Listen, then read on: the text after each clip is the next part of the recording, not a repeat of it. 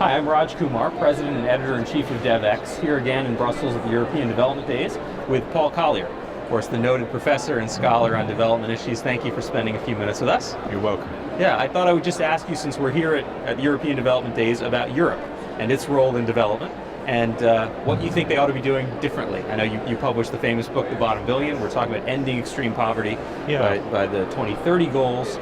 What can Europe be doing differently to get us to that point? Quite a lot that matters. Europe's big.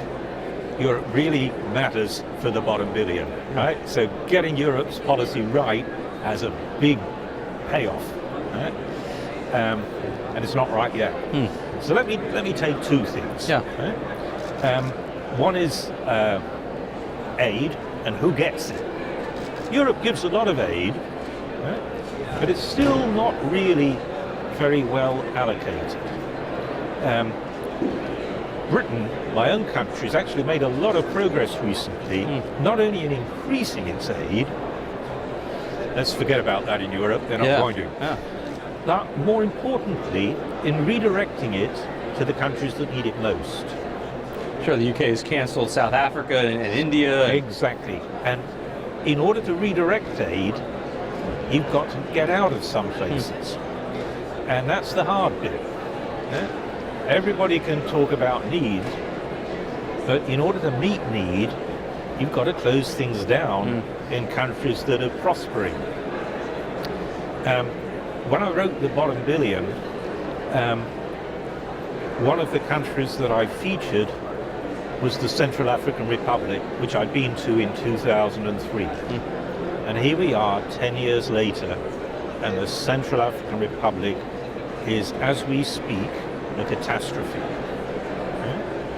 So that's 10 years of lost opportunity. 10 years ago when I went there, I was trying to find $500,000 so that they could actually pay their civil servants, get out of debt arrears and get started. And I couldn't find $500,000 for Central African Republic. And so the Prime Minister, who wanted to clear the arrears, failed, was replaced. There was an opportunity for $500,000. We're now talking $500 million. Right. If we could fix Central African Republic for $500 million, we'd think we'd done really well. Yeah. Right? So neglect of the poorest countries is a very foolish thing to do. But that's what we did the last decade. We neglected. Yeah? Meanwhile, the European Union was lavishing aid programs on countries that didn't need it. You know, the middle-income countries in Latin America were getting more than Central African Republic. Sure.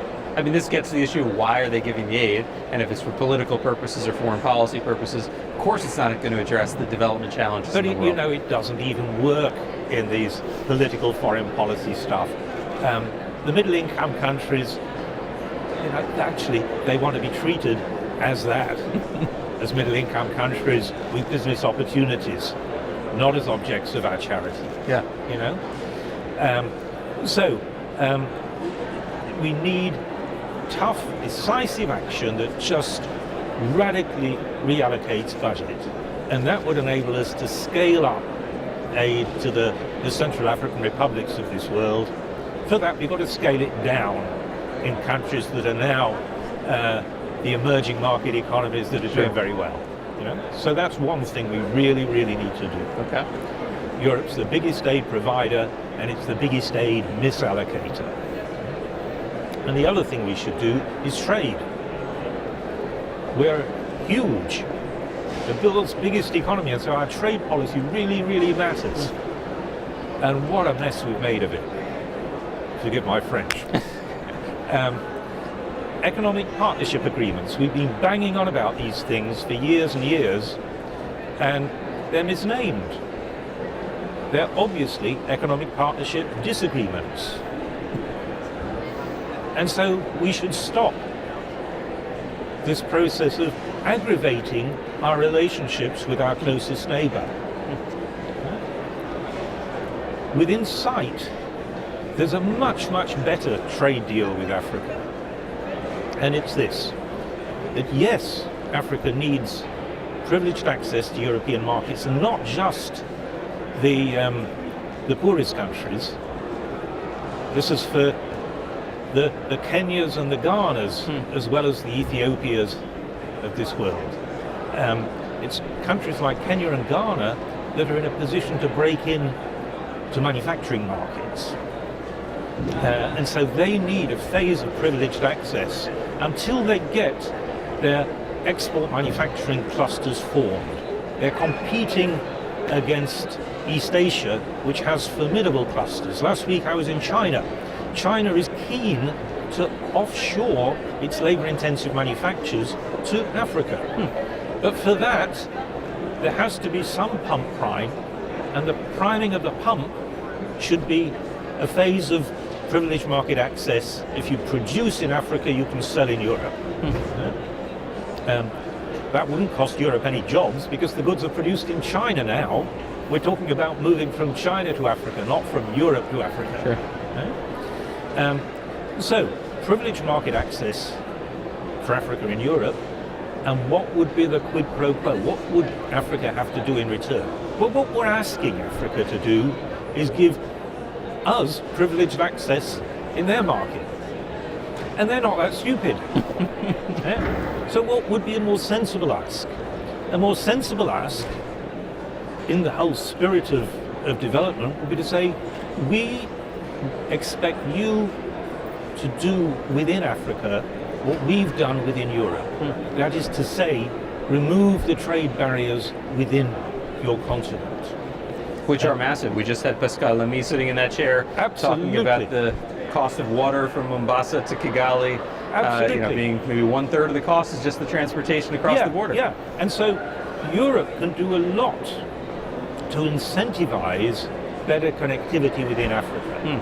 And that connectivity is partly the infrastructure, and it's partly the trade barriers. In return for us lifting our trade barriers against the likes of Kenya and Ghana, they need to lift trade barriers against their neighbors. And what's so timely about that thought is that we're in an era where aid budgets in Europe are unlikely to increase. They may decrease a bit. This is something that can be done without substantial new funding. Absolutely. Both of these suggestions, reallocate aid and use market access to Europe as an incentive for integration in Africa, both of them can be done within the existing budget envelope. Now, the UK is certainly doing the first. Are they doing the second? Do you feel the British? The second has to be done by Europe as a whole. By all of Europe, yeah. I think there's a lot of enthusiasm both in Europe and Africa. I've talked with the African Union, with the ACP countries. There's a lot of enthusiasm for this idea. Sure. So we just need to dig a hole, put EPAs in them, say the last rites, and move on. And there's obviously a lot of enthusiasm here for the post-2015 agenda, the key component of which is ending poverty. And many of the countries, you mentioned the Central African Republic, many of the countries that will be the hardest to eliminate extreme poverty are those that are landlocked or in a state of conflict. And those are not going to be simple solutions that happen in 2027. No. Right? We've got to start the process now. If we'd started when I tried to get Europe to help the Central African Republic in 2003, we'd be a decade on. We wouldn't be having to fly 1,000 French troops in, which is what we did yesterday.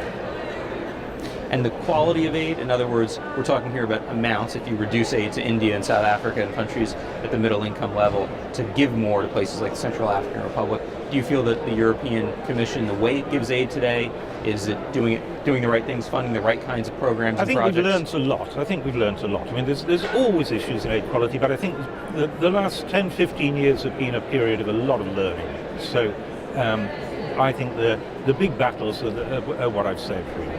If I had to do anything on the quality of aid, I'd start shifting it from a social agenda to an infrastructure agenda. That connectivity that you talked about. Africans want to work and earn money. Sure. And so building the infrastructure that would enable them to do that seems to be a pretty good idea. Which is certainly connected to trade. Yeah. Right. Yeah. Well, thank you so much for sharing You're these welcome. thoughts with us. We look forward to hearing what you're going to say on stage shortly. Thank you. Thank you.